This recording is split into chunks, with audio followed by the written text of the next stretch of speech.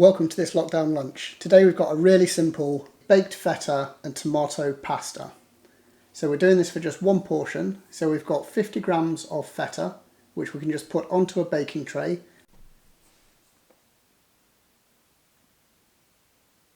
We've got about 2 handfuls of cherry tomatoes. They can go in and around the feta. Then we've got a single garlic clove that can just go onto the pan. And a really good glug of olive oil. Make sure everything gets a little bit of that oil.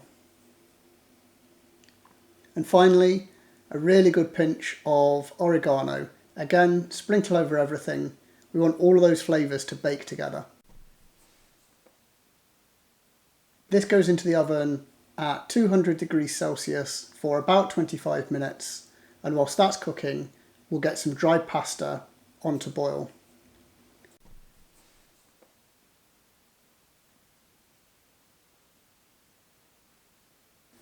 Now that this has come out of the oven, you can see that the feta started to cook down. The tomatoes have got that really nice char. So if we take the garlic, we can squish this with the back of a fork just to get the garlic out of the skin.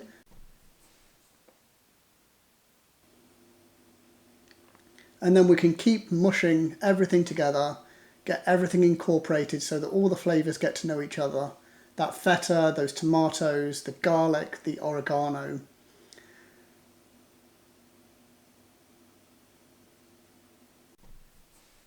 And that's what makes our sauce.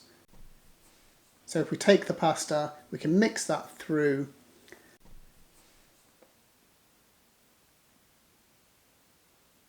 And now we've got our baked feta and tomato pasta. A really quick and easy lockdown lunch. I hope you've enjoyed this video. If you have, let me know in the comments down below. As always, I'd love to know what you're cooking in your lockdown lunches. I'll see you again soon.